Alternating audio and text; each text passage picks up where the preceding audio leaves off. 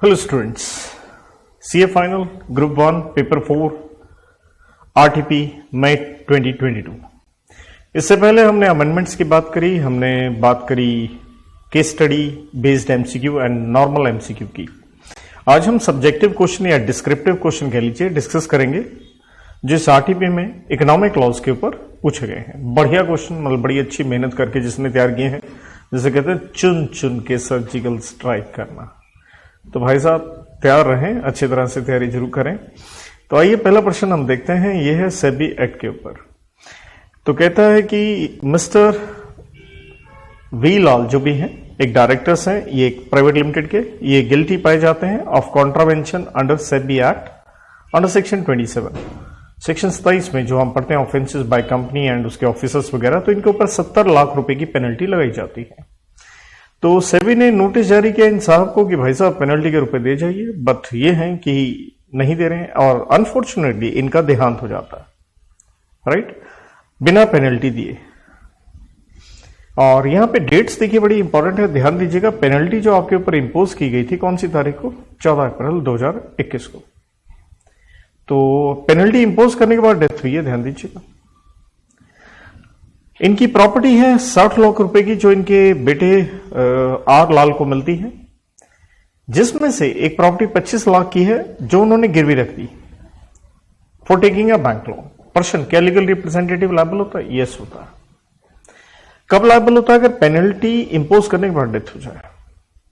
कहता है रिकवरी कार्रवाई अंडर सेक्शन 28A इनिशिएट होती है रिकवरी ऑफिसर के द्वारा। तो आपसे पूछा गया है दो पार्ट। पहला, क्या ये वैलिड होगा टू इनिशिएट रिकवरी प्रोसीडिंग्स उनके बेटे के खिलाफ? बिल्कुल होगा जी।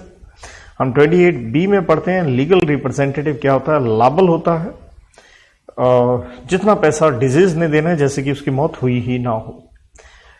देन प्रोविजन ये कहती है, प्रोविजन का मतलब यह कंडीशन है कि पेनल्टी आपके ऊपर इंपोज की गई हो मौत से पहले, जो कि हम यहाँ क्वेश्चन के फैक्ट्स में देख रहे हैं। ऑब्वियसली डेथ से पहले पेनल्टी इंपोज कर दी गई है। तो पेनल्टी इंपोज की गई थी 70 लाख की, 14 अप्रैल को, डेथ होता है 25 मई को। तो स्वाभाविक है आपकी मौत से पहले तो बेटा इसके लिए लायबल होगा। तो इसलिए कार्रवाई इनिशिएट की जा सकती है अगेंस्ट लीगल रिप्रेजेंटेटिव, और ये उसका लीगल रिप्रेजेंटेटिव है क्योंकि उसकी प्रॉपर्टी उसने इनहेरिट की है। देन इसलिए रिकवरी ऑफिसर उसके खिलाफ कार्रवाई कर सकता है। लेकिन अब सेकंड पार्ट क्वेश्चन का देखिए, वो भी इंटरेस्टिंग है कि तो what shall be the liability of mister Rajagopal in such recovery proceeding. क्योंकि आपने देखा उसे प्रॉपर्टी कितने की मिली? 60 लाख की, राइट। पेनल्टी कितने की लग गई थी भैया? 70 लाख की। तो 70 लाख के लिए लायबल तो नहीं होंगे आप, 60 लाख के लिए होंगे। लेकिन आपने एक चीज और किया, जो प्रॉपर्टी आपको मिली उसमें से 25 लाख की आपने गिरवी रख दी। तो भाई साहब आपने गिरवी रखी है, उसके लिए आप पर्सनली लायबल होंगे, ये हम पढ़ते हैं। इसलिए सेकंड पार्ट का हिस्सा क्या है कि 28B में कि यस आप पर्सनली लायबल होंगे एज ए लीगल रिप्रेजेंटेटिव। अगर आपने कोई चार्ज, जिसका मतलब है प्रॉपर्टी गिरवी रखी है या आपने बेच दी है उसका हिस्सा या जो भी है, उसके लिए आप पर्सनली लायबल होंगे। लेकिन आपकी टोटल लायबिलिटी लिमिटेड होती है up to the value of assets you have inherited. और दूसरा ऑब्वियसली ये लिमिटेड होगी up to the value of the asset so charged या डिस्पोज्ड ऑफ, जितना आपने गिरवी रखा, जैसे यहां 25 लाख था। तो इसको देखते हुए 70 लाख की पेनल्टी रिकवरेबल है, लेकिन आपकी लायबिलिटी लिमिटेड रहेगी जितना आपको एस्टेट मिला जो कि 60 लाख है। लेकिन 25 लाख रुपए आपने गिरवी रख दिया है, तो 25 लाख के लिए स्वाभाविक है आप पर्सनली लायबल होंगे। बाकी कितने बचे? 60 में से गए 25, पीछे बचते हैं 35 लाख, 35 लाख। तो ऑब्वियसली जो आपको एस्टेट इनहेरिट हुई है उसमें से आप पे करेंगे। तो ये था सेबी एक्ट के ऊपर प्रश्न, जो कि मैं इतना टेक्निकल ऐसा नहीं कहूंगा, लेकिन लगभग सारे टेक्निकल क्वेश्चन ही आरटीपी में डाले गए हैं। तो अगला प्रश्न आता है, मिस्टर तुषार, ये आईबीसी के ऊपर है, सबमिट किया है उन्होंने अपना candidature for being a resolution applicant इस कंपनी का, क्योंकि उन्हें इनवाइट किया गया अंडर सेक्शन 25(2)H के अंदर कि आप अपना प्लान वगैरह दीजिए, और ये उन्हें इनवाइट किया है। देखिए ध्यान दीजिएगा, मिस्टर तुषार ने सबमिट किया था अपना ये candidature as a resolution applicant, और रेजोल्यूशन प्रोफेशनल है मनीष दवे, उन्होंने इन्हें इनवाइट किया है। अब जो तुषार जी हैं वो हस्बैंड है किसके? ये हमारे ऑफ सिस्टर, किसके sister? Amit Dharia, who is going to be involve in management. Company की मैनेजमेंट में एक व्यक्ति है उस अमित का ये तुषार क्या हो गया, रिश्तेदार हो गया जी। क्यों? क्योंकि वो उसकी बहन का हस्बैंड है, यूं कह लीजिए जीजा जी हो गए। प्रश्न, क्या जीजा जी? 29A में ऑब्वियसली हम क्या पढ़ते हैं कि कुछ लोग इनएलिजिबल हैं जो रेजोल्यूशन प्लान सबमिट नहीं कर पाएंगे, तो उससे रिलेटेड हमें देखना है क्या ये इनएलिजिबिलिटी में आएंगे या एलिजिबल आएंगे। बढ़ते हैं आगे प्रश्न में। तो आगे प्रश्न कहता है कि ये जो अमित भैया जी हैं ये मैनेजमेंट में इन्वॉल्व है एज व्हाट, डायरेक्टर, जब ये प्लान इंप्लीमेंट होता है। And Tushar being a person resident in India, ये भारत में रहते हैं लेकिन ये कॉन्विक्ट हो गए हैं फेमा एक्ट में, जो कि आईबीसी के 12th शेड्यूल में दिया गया है विद इम्प्रिजनमेंट फॉर 2.5 साल। देखिए हम आईबीसी में पढ़ते हैं कि भाई साहब अगर आप 12th शेड्यूल में 2 साल से ज्यादा के लिए अगर आप जेल चले जाएंगे तो आप इनएलिजिबल हो जाएंगे। एंड कहता है अभी सिर्फ 1 बरस 3 महीना एक्सपायर हुआ from the date of his release of imprisonment, बाहर आ चुके हैं ये। फॉर नॉट पेइंग, ये फेमा एक्ट में गिरफ्तार क्यों होते हैं? इन्होंने पेनल्टी नहीं दी थी क्योंकि अमेरिका गए थे घूमने के लिए, वहां से भैया ये भाई साहब 2 करोड़ रुपए इंडियन करेंसी उठा लाए थे, तो इस तरह से तो आप कैश लेके नहीं आ सकते, तो इसलिए फेमा का डिफॉल्ट था। तो आपसे भी पूछा गया है क्या तुषार जी एलिजिबल होंगे एज रेजोल्यूशन एप्लीकेंट। तो वैसे भी देखिए आईबीसी में सेक्शन नंबर 29A बहुत ही खतरनाक है क्योंकि जितने मर्जी घंटे लगा लो उसको पढ़ाने में, एक एक पॉइंट के ऊपर आप कितने सिचुएशंस क्रिएट कर सकते हैं। तो क्लॉज नंबर डी 29A की कहती है पर्सन एलिजिबल नहीं होगा इफ सच पर्सन और any other person acting jointly, मिलके या अकेले या कंसर्ट जो भी कह लीजिए, अगर आप कन्विक्ट होते हैं 2 साल या उससे ज्यादा के लिए, जो कि आप फेमा एक्ट में हो गए, जो कि 12th शेड्यूल के अंदर आ जाता है, तो आप नहीं बनेंगे। लेकिन हाउएवर हम पढ़ते हैं एक एक्सेप्शन, ये क्लॉज नहीं लगती है to a person who is what, अगर आप कनेक्टेड पर्सन है, referred in explanation number 1 clause number 3 के अंदर। एक्सप्लेनेशन 1 क्या कहती है? कनेक्टेड का मतलब क्या है? Any person who is the promoter, जिसे मैं शॉर्ट में कहता हूं पीएमसी। कनेक्टेड है आप किसके साथ? प्रमोटर, मैनेजमेंट, या ऐसे आदमी के साथ जिसके पास क्या है? कंट्रोल है ऑफ द रेजोल्यूशन एप्लीकेंट। और एनी पर्सन, देखिए यहां पे वर्ड को ध्यान दीजिएगा, हु इज जो है। दूसरा है any person who shall be, हो सकता है, सेम वही चीज पीएमसी। तीसरा है आपकी होल्डिंग सब्सिडरी एसोसिएट कंपनी और related party of person referred in close 1 and 2 about, या रिलेटेड पार्टी। तो देखिए हम सेक्शन 5 क्लॉज 24A में रिलेटिव का डेफिनेशन पढ़ते हैं, जिसके अंदर हम इंक्लूड करते हैं कि भाई सिस्टर भी आती है एंड साथ में उसका क्या आता है? स्पाउस भी आता है। तो भाई साहब आप तो बन गए related party. Hence Tushar ji sister, उसके सिस्टर के डायरेक्टर के जीजा जी हैं, तो ये रिलेटेड पार्टी बन गए। तो इसलिए क्या बन गए? कनेक्टेड पर्सन बन गए, राइट? जो कि अमित जो है, जो कि डायरेक्टर है कंपनी में। अकॉर्डिंगली जब हम क्लॉज डी 29A की देखते हैं तो ऑब्वियसली यहां एक्सेप्शन प्रोविजन लगी, ये एप्लीकेबल नहीं होगी, इसलिए हम कहेंगे तुषार क्या हो गए? Will be eligible. तो ये इनएलिजिबल नहीं है, प्राइमा फेसी देखते हैं आप इनएलिजिबल है, लेकिन thanks to what? Connected person explanation. तो बढ़िया ये एक प्रश्न है, ध्यान रखिएगा। चलिए अगला भी बढ़िया प्रश्न है, फॉरेन कंट्रीब्यूशन रेगुलेशन एक्ट के ऊपर है। आप एक फाउंडेशन है, एक ट्रस्ट है, जो कि आप एक renowned private school named MK त्रिवम engaged in activities of providing education from primary to higher secondary। तो आप एजुकेशन वगैरह का काम करते हैं, ऑब्वियसली बच्चों को मुफ्त में पढ़ा रहे होंगे, तभी FCR में आपको कंट्रीब्यूशन आ रही होगी। कहता फाइनेंशियल ईयर एंड होने पे आपको ब्याज मिलता है 35 लाख का। FCR अकाउंट में आप जानते हैं फॉरेन कंट्रीब्यूशन आपको अलग से अकाउंट में लेनी पड़ती है, जो हम पढ़ते हैं कि सेक्शन 17 में आपको अलग से डेजिग्नेटेड अकाउंट SBI में डलवाना पड़ता है पैसा। कहता वहां से आपने 5 लाख निकाले, क्यों? क्योंकि आपने एक ओपन वर्कशॉप की with participants of schools at national level, ताकि बच्चों का स्किल वगैरह डेवलप किया जा सके एजुकेशन सिस्टम के हिसाब से आज के मॉडर्न जमाने में। कहते ये वर्कशॉप करने में आपने कमाई करी है जी 12 लाख। ध्यान दीजिएगा, पहली बात तो आपके FCR अकाउंट में 35 लाख आए, उसमें से 5 लाख निकाले, उससे आपने एक वर्कशॉप करी, उससे 12 लाख कमाए। रिसेंटली कहता स्कूल ने एनुअल फीस कलेक्ट की है 5 करोड़ की, जिसमें से आपने 40 लाख ली है फीस फ्रॉम फॉरेन स्टूडेंट्स। तो हम क्लियरली पढ़ते हैं फॉरेन कंट्रीब्यूशन की डेफिनेशन में अगर फीस वगैरह ली है हम उसे फॉरेन कंट्रीब्यूशन नहीं मानते हैं। कहता for a training program to be held by this foundation received sponsorship money of, आपको एक स्पॉन्सरशिप और मिली है 10 लाख रुपए की मिली है। ये एक के प्राइवेट लिमिटेड है, लेकिन ये जो है प्राइवेट लिमिटेड, इन विच 60% शेयर्स किसके हैं? हाउसडर इंक एक यूएसए की कंपनी है। तो अंडरस्टूड, ये जो प्राइवेट लिमिटेड है ये क्या बन गई? सब्सिडरी बन गई, क्योंकि आपने मोर देन 50% शेयर ले रखे हैं। लेकिन ये क्यों ले रखे हैं? ये है हमारे क्वेश्चन का असली हिस्सा। With in the limits under FEMA. तो आपने फेमा में कोई एफडीआई करी है, फॉरेन डायरेक्ट इन्वेस्टमेंट करी है, फेमा एक्ट ने अलाउ किया है।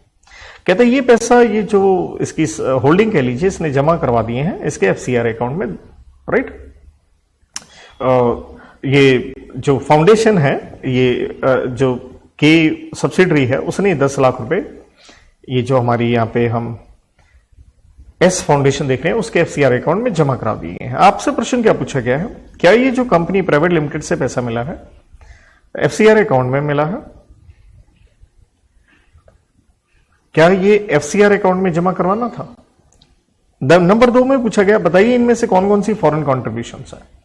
देखिए, जब हम फॉरेन कॉन्ट्रीब्यूशन का डेफिनेशन पढ़ते हैं और हम कहते हैं फॉरेन कॉन्ट्रीब्यूशन का मतलब है पैसा आना फॉरेन सोर्स से, तो जब हम फॉरेन सोर्स पढ़ते हैं सेक्शन 21J के अंदर, तो हम फॉरेन सोर्स में पढ़ते हैं कि अगर आपको एक कंपनी से पैसे मिले हैं, कंपनी का मतलब है जो कंपनीज एक्ट में रजिस्टर्ड है, and more than half of, कहता कोई कंपनी है कंपनीज एक्ट में रजिस्टर्ड जिसकी आधे से ज्यादा, more than 50% nominal capital held अकेले या मिलके बाय वन और मोर ऑफ द फॉलोइंग, चाहे बाहर की गवर्नमेंट हो, सिटीजन्स हो, बाहर की कॉर्पोरेशन या कंपनी वगैरह हो। तो यहां पॉइंट लग रहा है क्योंकि आपके 60% एक बाहर की अमेरिकन कंपनी ने ले रखे हैं, राइट।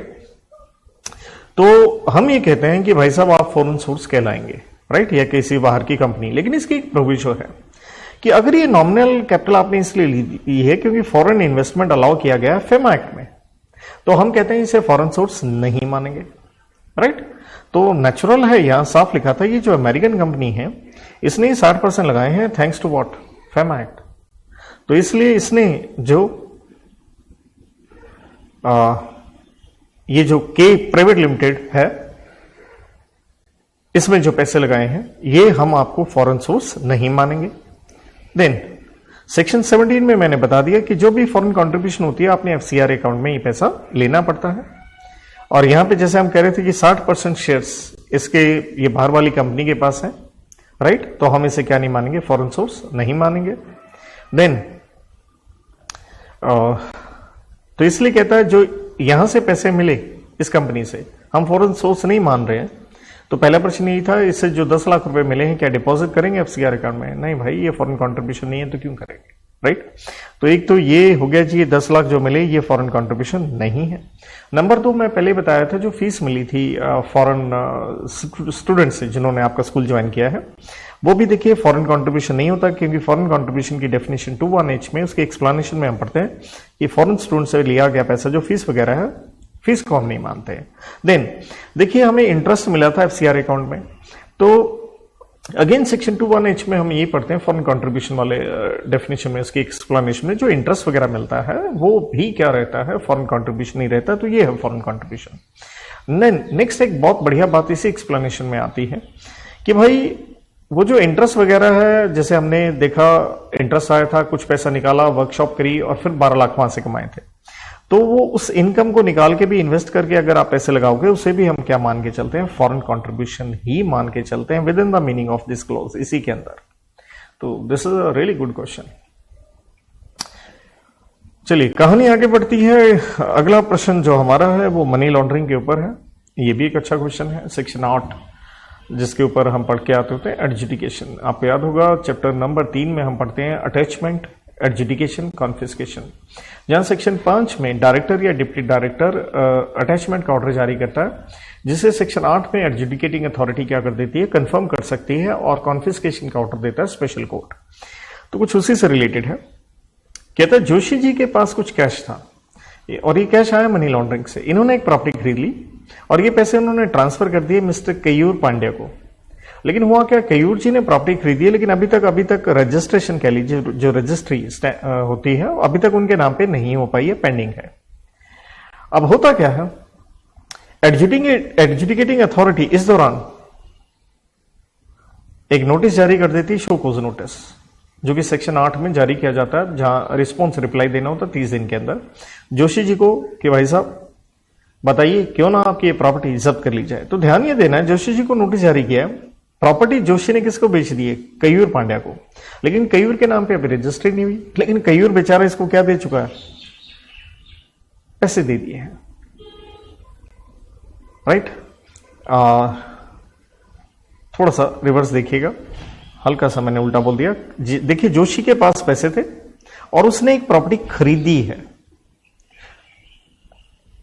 खरीदने के बाद उसने, ध्यान दीजिएगा, ये प्रॉपर्टी बेची है कयूर को, तो अल्टीमेटली बेचने की ही बात है। तो कयूर ने बेचारे ने, वो तो जेन्युइन आदमी है, लेकिन प्रॉपर्टी अभी जोशी के नाम पे है और ए ने ऑर्डर जारी कर दिया अटैचमेंट का।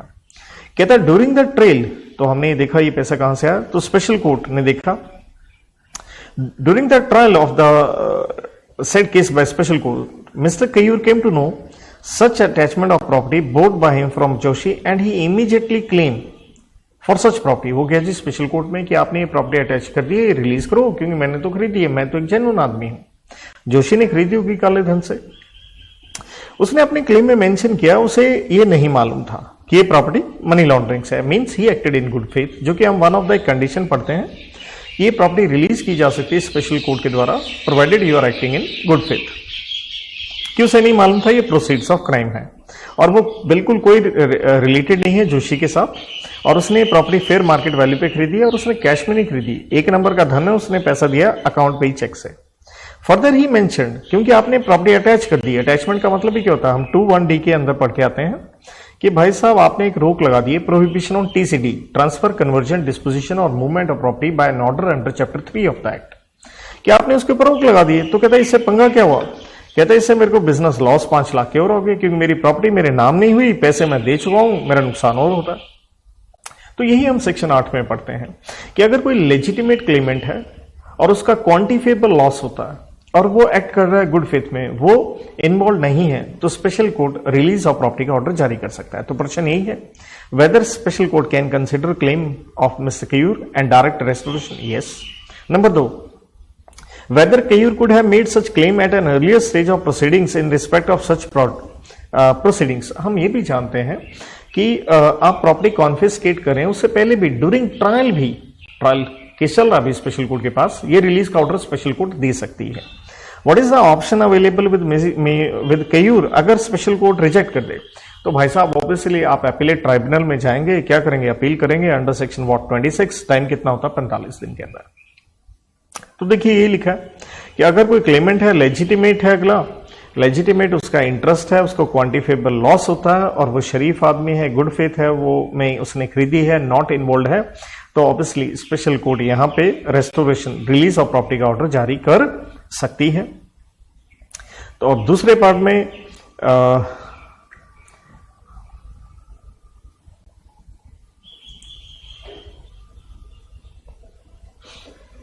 कि आप क्लेम, देखिए जैसे आप पहले भी कर सकते हैं, क्योंकि हम सेक्शन 8(2) में ये पढ़ते हैं कि जब ये एडजुडिकेशन के लिए बात होती है तो यहां पे एडजुडिकेटिंग अथॉरिटी क्या है, जो भी पार्टीज इन्वॉल्व हैं जिनका राइट टाइटल इंटरेस्ट है, उनको एक नोटिस जारी करती है, शो कोज नोटिस। ये 30 दिन का होता है कि 30 दिन के अंदर कोई भी एग्रीड पार्टी अपना रिस्पॉन्स या रिप्लाई दे सकती है। तो इसी के ऊपर ये लिखा है कि हर पार्टी को एक अपॉर्चुनिटी ऑफ बीइंग हर्ड यहां पे मिलेगी, जो कयूर को भी मिल जाएगी। तीसरे हिस्से में जैसे मैंने कहा था, ऑब्वियसली अगर आप एग्रीव्ड हैं ए स्पेशल कोर्ट वगैरह या ए के ऑर्डर से, तो नेचुरल आप अपीलेट ट्राइब्यूनल में यहां पे अपील कर सकते हैं। Next question arbitration and conciliation act के ऊपर है। कहते हैं झगड़ा हो गया है, has been aroused between management of Paras furnishing limited and उसके लेबर के बीच में। Dispute was to provide basic facilities at work place, air conditioning या जो भी काम है इन्वायरमेंट से रिलेटेड वर्कर्स के साथ हो गया। मैनेजमेंट ने एक इन्विटेशन भेजा है to the leader of labour union कि भैया हम कॉन्सिलेशन कर लेते हैं। यूनियन लीडर ने एक्सेप्ट कर लिया इन्विटेशन। अब आपसे पूछा गया है कब conciliation proceeding shall be commenced in the given case, कब स्टार्ट होंगी। नंबर 2, कैसे ये सेटलमेंट एग्रीमेंट अराइव होगा। देखिए हम सेक्शन 62 के अंदर ये पढ़ते हैं कि कमेंसमेंट कब होती है, जो इनिशिएटिंग पार्टी है, जैसे यहां मैनेजमेंट थी, जैसे आप अपनी तरफ से क्या भेजते हैं, रिटर्न इन्विटेशन भेजते हैं, जहां आप डिस्प्यूट की डिटेल्स वगैरह उसके अंदर लिख के बताते हैं। स्टार्ट कब होगा? जब दूसरी पार्टी उसे क्या कर लेती है? एक्सेप्ट कर लेती है, तो वहां से ये स्टार्ट होगा। ऑब्वियसली रिजेक्ट कर लेगी तो अब तो कंसिलेशन हो नहीं सकता। तो ये हो गया जी आपका कमेंसमेंट। अब है कहता है एग्रीमेंट कैसे राइज होगा। देखिए पहली बात, कॉन्सिलेशन के एग्रीमेंट को हम क्या कहते हैं? हम उसे कहते हैं सेटलमेंट एग्रीमेंट या मेमोरेंडम ऑफ कॉन्सिलेशन, राइट। तो ऑब्वियसली किस तरह से कहता है ये अराइव होगा। तो अराइव कैसे होगा? ऑब्वियसली दोनों पार्टीज बात करेंगी, कंसाइल करेंगी, अपने ऑब्जर्वेशन सजेशन एक दूसरे को सबमिट करेंगी, तो एक तरह से वो कुछ टर्म्स लेके आएंगी, उसके ऊपर अपना वो क्या बना लेंगे? एक एग्रीमेंट। और ये एग्रीमेंट दोनों आपस में डिसाइड करके या कॉन्सिलेटर की सहायता से बना लेंगे। और ये एग्रीमेंट स्वाभाविक है इन्फोर्सेबल होगा। कैसे इन्फोर्सेबल होगा? बिल्कुल उसी तरह से जैसे आर्बिट्रेशन का अवार्ड इन्फोर्सेबल होता है, बिल्कुल उसी तरह से जैसे ये कोर्ट की एक डिक्री है। तो ये थे हमारे जो प्रश्न आए हैं आरटीपी में इकोनॉमिक लॉ से रिलेटेड। तो यहां पे मैं इसको वाइंड अप करता हूं। हम अगले लेक्चर में कंपनीज एक्ट के जो प्रश्न आए हैं उसके ऊपर बात करेंगे। Till then have a good time, God bless.